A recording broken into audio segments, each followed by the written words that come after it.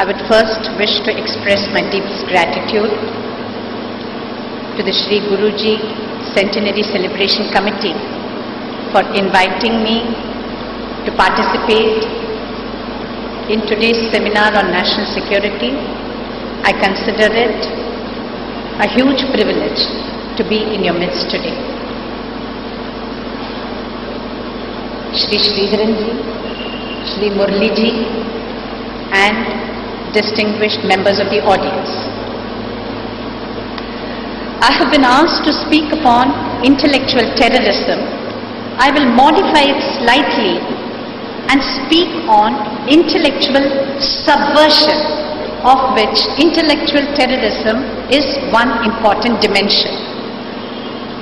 When we say intellectual subversion, who are we holding guilty of intellectual subversion in this country? I, for one, hold academia, the media, and the intellectual elite, those that have been educated in the English medium schools and institutions of higher learning. These are the three broad categories of people who I hold guilty of intellectual subversion in this country. What have they been subverting? They have been subverting the very idea of nation that the Hindu community holds. When I say Hindu, let me make a few things clear here. I am going to be extremely blunt in my exposition.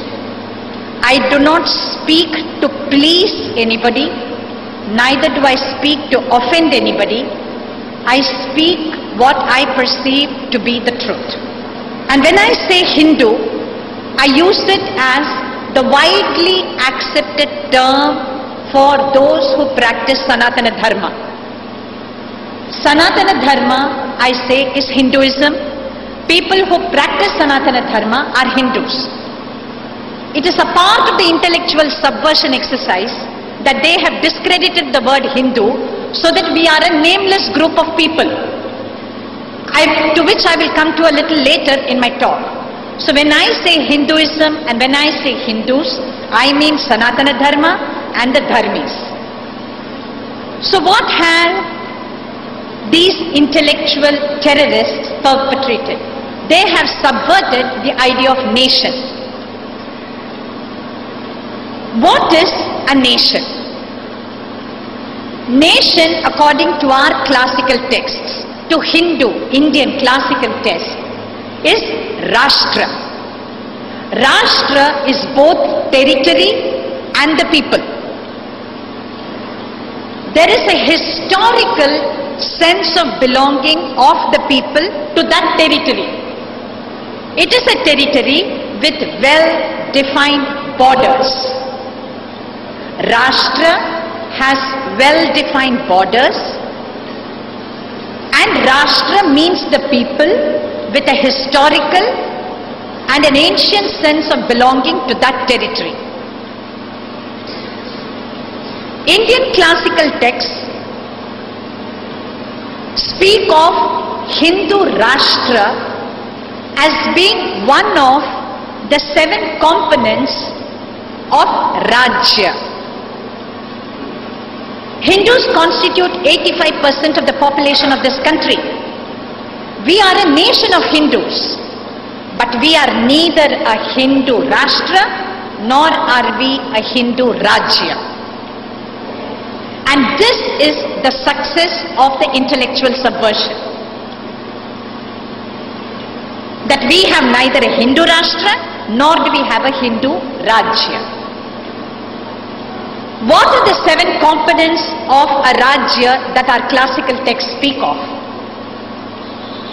They speak of the Swamy, Amatya, Durga, Kosha, Danda, Bala, and one more.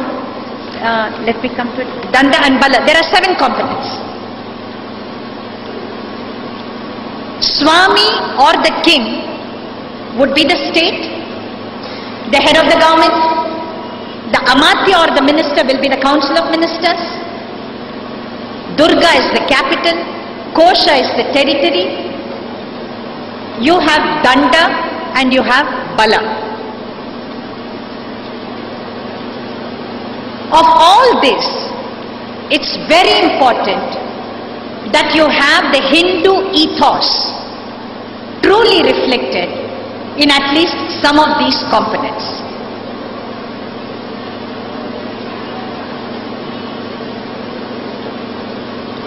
It is the success of intellectual subversion in this country that a person who attempts to be the Swamy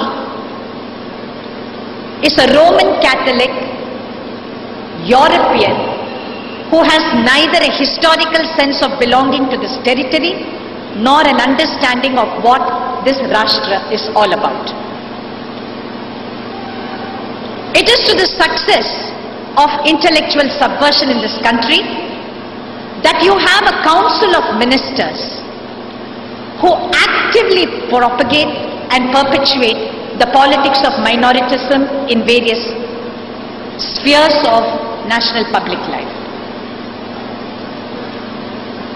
If Danda can be construed in modern terms to be the law and the judiciary, you have a constitution and you have a judiciary which is actively hostile to the Hindu community.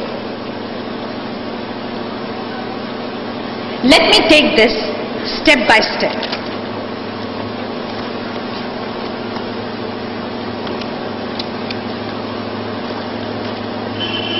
When I say nation, I have an understanding of who belongs and who does not belong. It is to the success of this intellectual subversion that Hindus constantly speak of Vasudhaiva Kutumbakam and think Sonia Gandhi and Mother Teresa are a part of this Kutumbakam inside this country.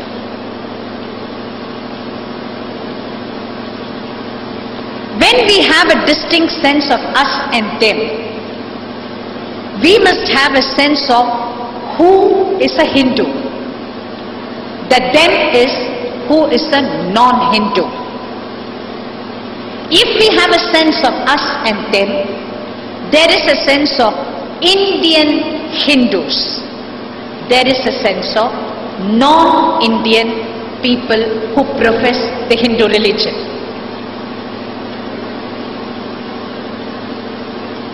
Kautilya's Arthashastra did not deny the Vasudhaiva Kutumbakam principle at all. But Kautilya knew who was a national, who was a non-national. Kautilya encouraged the Hindu way of welcoming refugees. But Kautilya also said, keep the refugees out of your national borders. Provide for them, take care of them, see to it that they are comfortable and feel secure, but do not bring them into national borders until their loyalties have been tested and found to be true. Vasudhaiva Kutumbakam does not mean opening up all your doors and allowing everybody to come inside, particularly when you are in a state of weakness.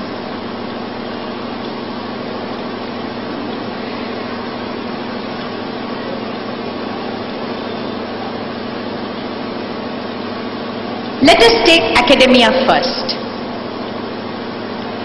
What are the falsehoods that they have propagated to subvert the very idea of a nation? They have, I think, done two things.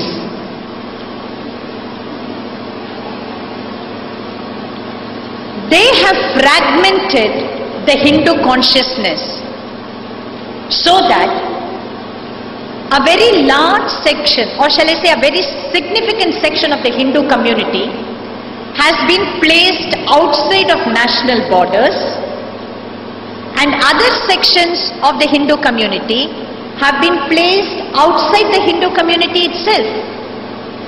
By propagating the theory of the Aryan invasion, Indian academia, dominated by the Marxists, have successfully placed a significant section of the Hindu community outside national borders. And this is not something peculiar to India. This Aryan invasion theory was a colonial construct. It is a white Christian construct. And they have played this game in North America, where they have had this ridiculous Bering Strait theory, which said that the Native Americans, whom they almost exterminated through genocide and Christian colonialism, were themselves migrants from elsewhere. That is to say, they propagated the Aryan invasion theory here because the intellectuals among the Hindu elite who were in the forefront of resisting colonial invasion, the colonial administrators turned the argument back at them saying, you yourselves have come from outside, we have come a little more recently. To justify the genocide of the Native Americans, the white colonial research which came out of Harvard and Smithsonian placed the Native American population outside of the North American continent, and they said, you people came here several centuries ago, maybe, but you are as much migrants as we are. There is no such thing as a Native American population. You are a migrant, we are a latter-day migrant. Udayan Namboodiriji in the previous session said, how could EMS Namboodiripad have gone running to the Soviet ambassador when his homeland or motherland or the Matrubhumi was being attacked?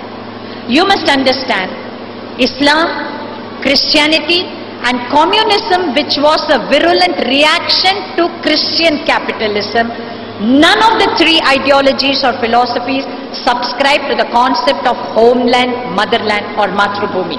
These are aggressive, conquering ideologies. They believe all territories are open for conquest. It is only the Hindus and Jews who are born into their faiths on a territory which they call their own, who have the concept of Matrubhumi, who have a concept of homeland.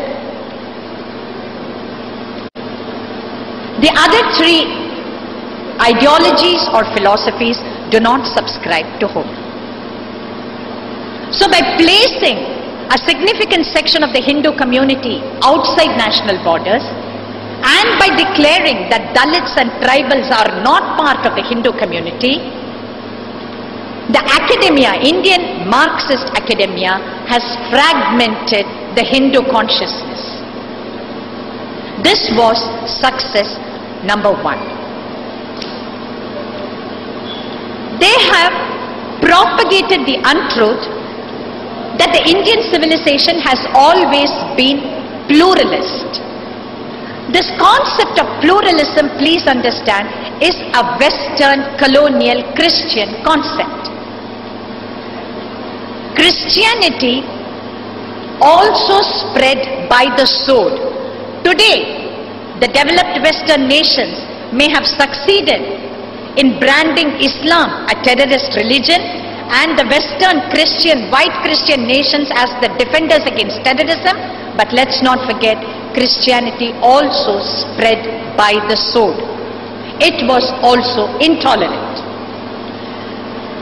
With the advent of democracy, which is also a Christian construct, when political Christianity had to accommodate people of other ways of life, and when Christianity devised other weapons of conquest, like evangelization, they made pluralism a virtue in their nation states. Hindu Dharma has always believed or has always subscribed to diversity. We don't need this Christian colonial concept of pluralism inside India. We have always been diverse.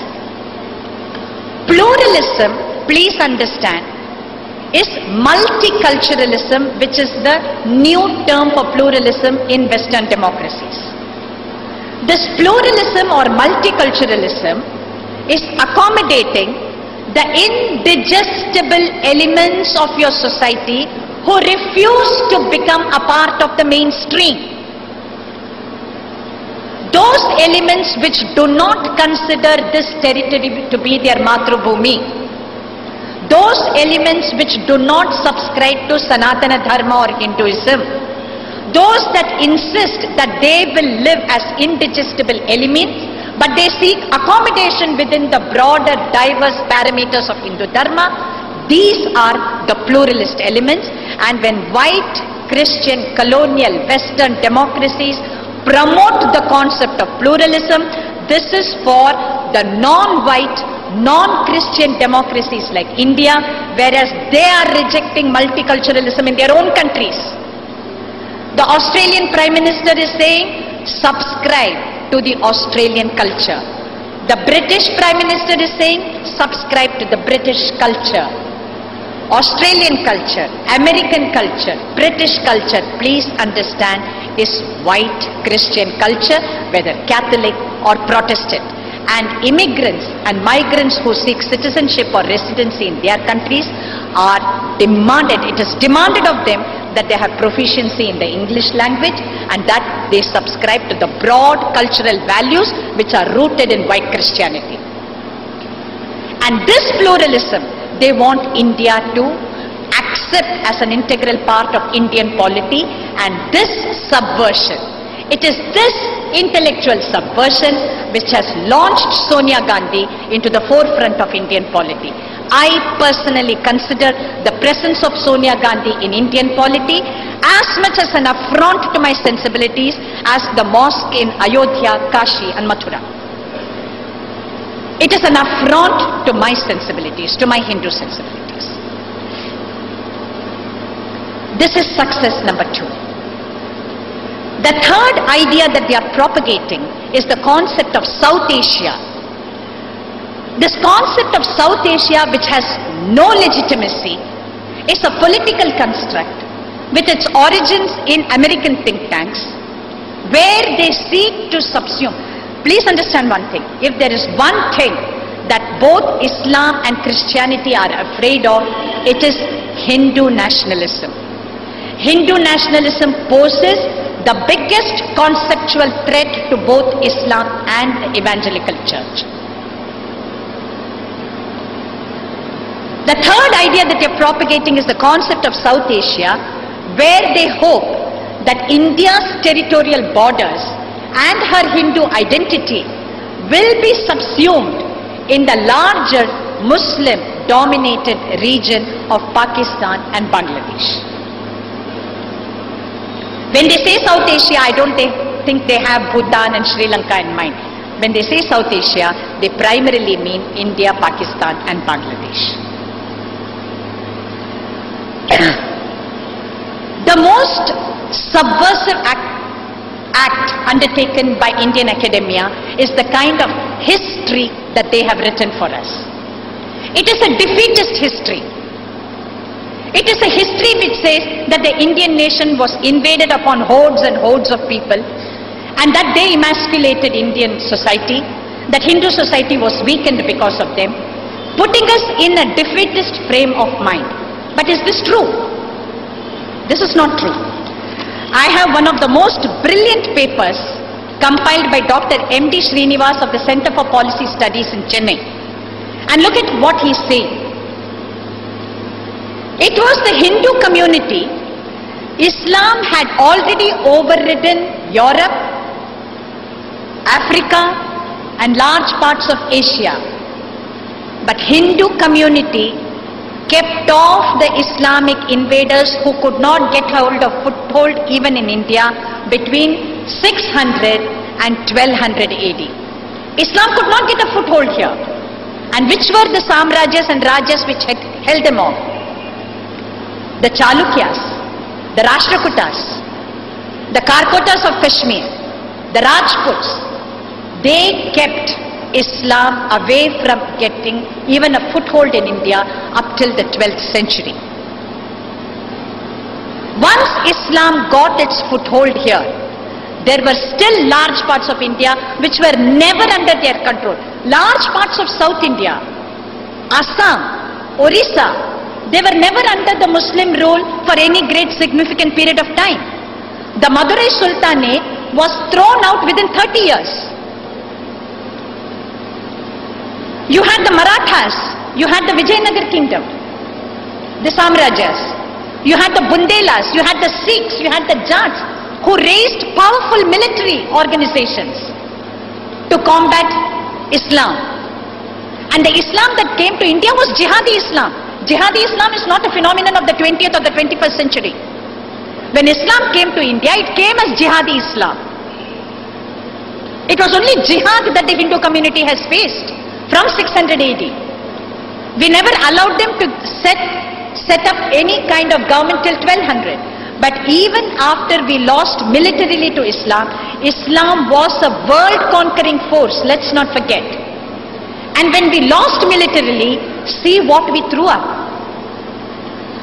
Sanatana Dharma in the form of Acharyas, Bhakti movement, Shastras, the commentaries, the Bhashyas, the abundance of Sanatana Dharma religious literature which came through after we lost militarily.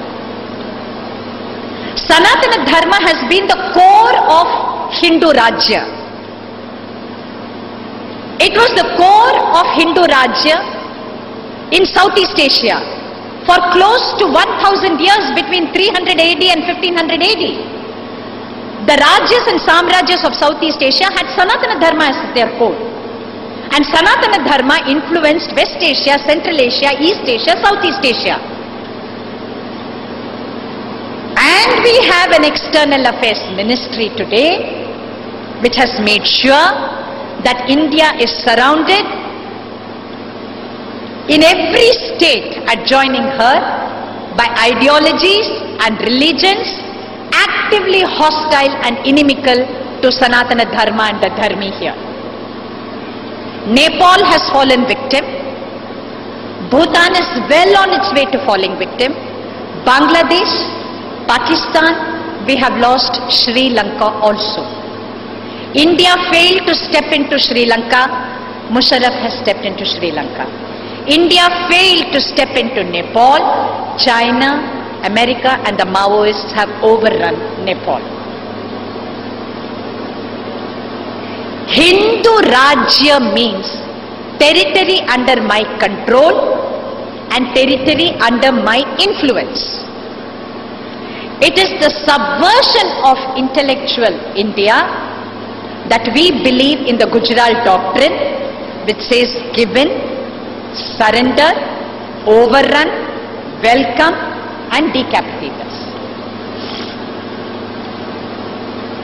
What is destroying India today is intellectual subversion in polity which gives them the ideology upon which the UPA government and even the NDA government to a certain extent functioned. How else can you explain the fact that the NDA government handed over Rajghat to Nirmala Deshpande? It was our government which did that. How else can you explain the fact that it was the NDA which made M.K. Narayanan a member of the National Security Advisory Board?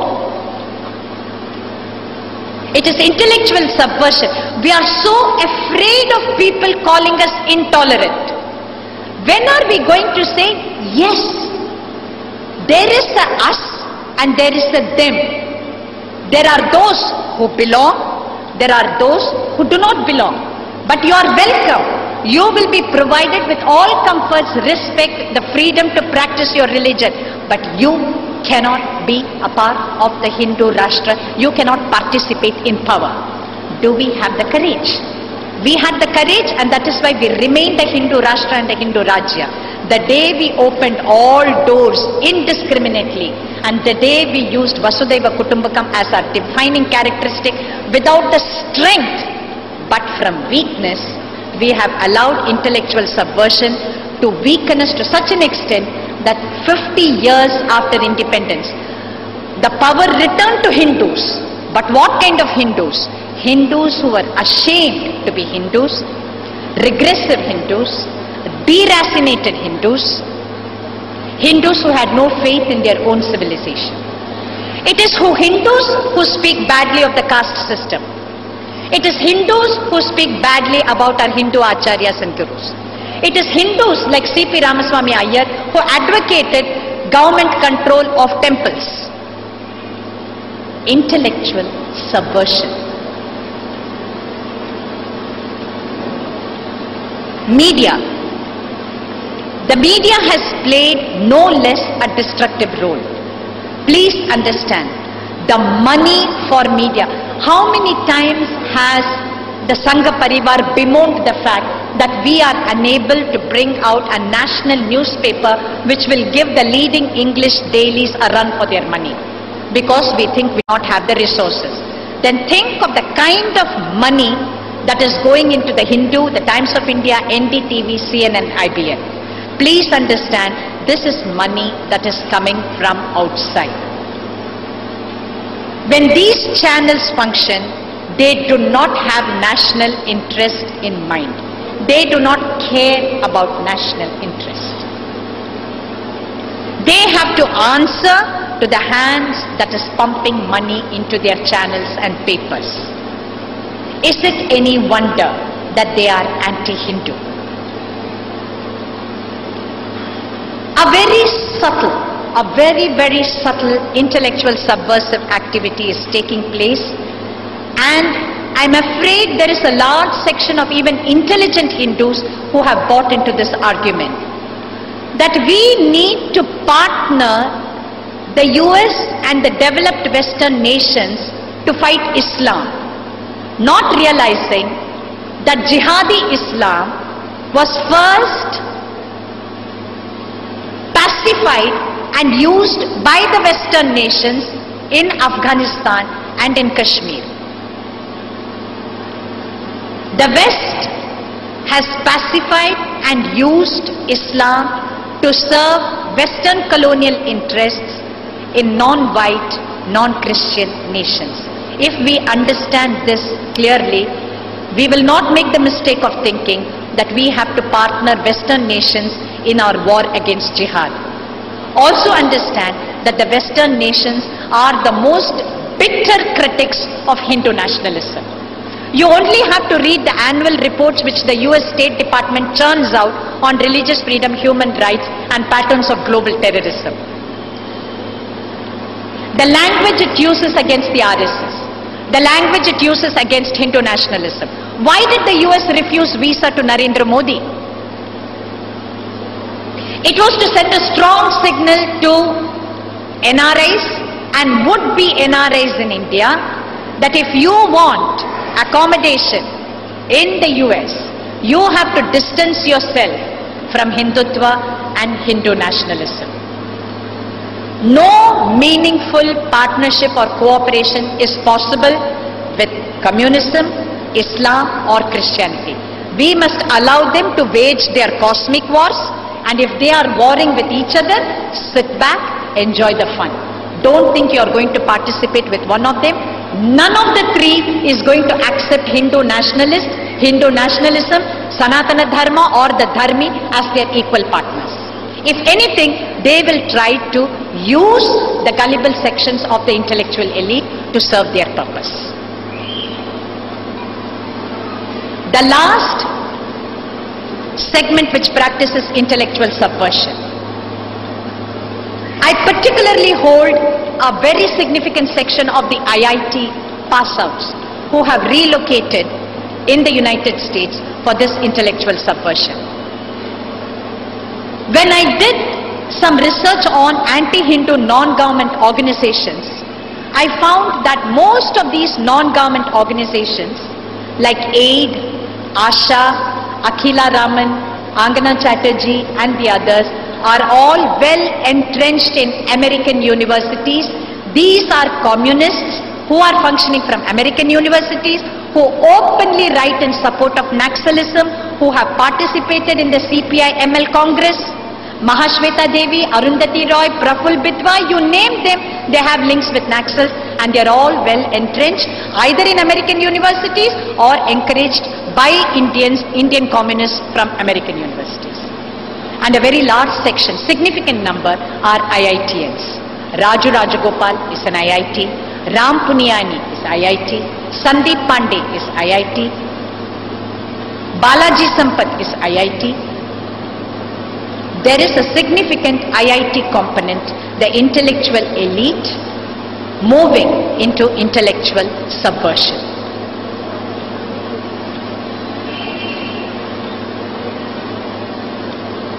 What is the remedy? I'm afraid this is going to stick in the craw of most of us who think tolerance is our defining virtue. I'm afraid Hindu society forgot the valor of the Hindu Rajas, Samrajas and Hindu society which staved off Islamic rule, which fought the colonialists, which is even today fighting the communists at the level of the society. Hindu intellectual elite has a self-imposed image of tolerance which is not real. We have forgotten the Kshatriya blood which is intrinsic to both our intellectual activity and to our public life. There is no Kshatriya blood in the leadership, Hindu leadership today. There is no Kshatriya blood. Sabarimala happened, Pujya Kanchi Acharya episode happened. There is an EVR statue right in front of the Srirangam temple. What is the response of Hindu organizations, the Hindu intellectuals and Hindu society? Has there been a response? Has there been an intellectual response? Has there been a physical response?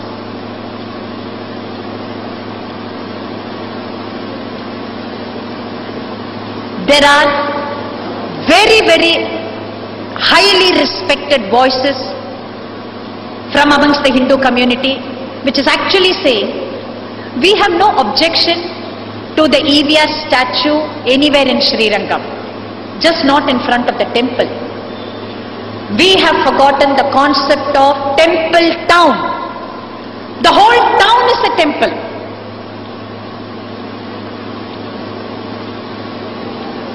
One of Vigil's members, when I said Hindu Rashtra, I mentioned territory. The territory also comprises the character and content of public spaces. Let me tell you the politics of public spaces and the intellectual subversion associated with it. In 1900, the Pope came to India 2 days before Deepavali, I think in 1999. And he declared his intention of planting the cross in Asia in the 3rd millennium. The first victim of the church planting mission in Asia is South Korea. In 1900, South Korea was less than 1% Christian. In the 1970s, it was around 18.5% Christian. In 1990, it is 40% Christian. Just as what is happening to Kerala. I think in Kerala, according to somebody with whom I travelled by train, slightly over 50% is Hindus. The rest is all gone. Seoul city, from the heart of Seoul city to Seoul airport, is a 20-kilometer stretch. On either side of this 20-kilometer stretch, at every 3 feet, there is a towering church at every 3 feet. And these are not the small Christian prayer houses with the asbestos sheet or a thatched roof. These are towering churches in the heart of Seoul to the Seoul airport. Scores of churches completely disproportionate to the Christian population or the numbers of those who come to congregate in these churches. Then why are they standing there? Public spaces. The churches are standing there as a symbol of subjugation, as a symbol of dominance, as a symbol of money power that I will occupy your public space. The presence of E.V. Ramasamy Nayakar, I am 100% sure it is Christian money which has gone into the Dravida Kazhagam, which has instigated them to plant EVR statue in front of the Rajagopuram. The land was allotted to them in 72. From 72 till this date, they did not dare to plant the statue there. There was continuous Hindu resistance. All of a sudden, how did they get the courage or the money to go and plant it? They did it in 2007. Soon after the Kanchi Acharya issue. Soon after the Sabarimala issue. Soon after we showed them, you can keep on rubbing our noses in the dirt. The Hindu community is incapable of any kind of Kshatriya response. Towering churches in Seoul. You enter the Tambram railway station by train. There is this huge cement pillar. On this huge cement pillar, there is a huge Jesus Christ standing like this. When you enter from a train, this is the first thing that you see. Yesterday I was horrified when I came to the Madras Central Station. I think this must have come up about a month ago. I am entering the Madras Central Station. Right beneath the bridge, a huge cement pillar, a huge Jesus Christ outside the Central Station standing like this. Occupation of public spaces. This is a political intent. This is not a religious intent. I am dominating you. I am subjugating you. Do we have the sense to see this? I am told that the EVR statue in front of the Srirangam temple is not the only perversion. I believe on the Thiruvananthapuram beach there is a Devi temple. And right in front of the Devi temple there is a 50-foot sculpture of a naked woman. Not far from the temple there is also a church and a mosque. But this naked woman is standing not in front of the church or the mosque, but only in front of the temple. So when the communists speak of atheism, when the Dravidians speak of atheism, they don't speak of anti-Muslim God or anti-Christian God. It is only anti-Hindu. I disagree with Udayan Nambudiri ji when he talks about Islam. Islam is a threat which you see as a sword against which we still do not have weapons. Christianity is cancer. It invades your body with sweet words. It tells you, I am a part of you, and then eats you away. Communism, of course, is a blight on humanity. I cannot have partnership with any of the three. And all the three inside India have intellectual backing. If Arundhati Roy can write a book for Afzal Guru, if Nirmala Deshpande and Mahashweta Devi, they have all been awarded the Padma Vibhushan by the Congress government. They participate in a Naxalite Congress. If Christian conversion can be legitimized by India's academia, the subversion of Indian nation, the Hindu Rajya and the Hindu Rashtra is backed only by intellectual subversion. If they are terrorists, blame us. We are happy victims of terrorism. What stops us from becoming Kshatriyas? What stops us from writing good books? What stops us from producing monographs which will threaten them? What stops us from physically removing these Jesus Christ statues and the EVR statue? Ask yourself that question and you will understand why intellectual subversion has worked in this country. The victims of intellectual subversion, unfortunately, is the Hindu Rajya and the Hindu Rashtra, and only Hindus have themselves to blame. Namaskar.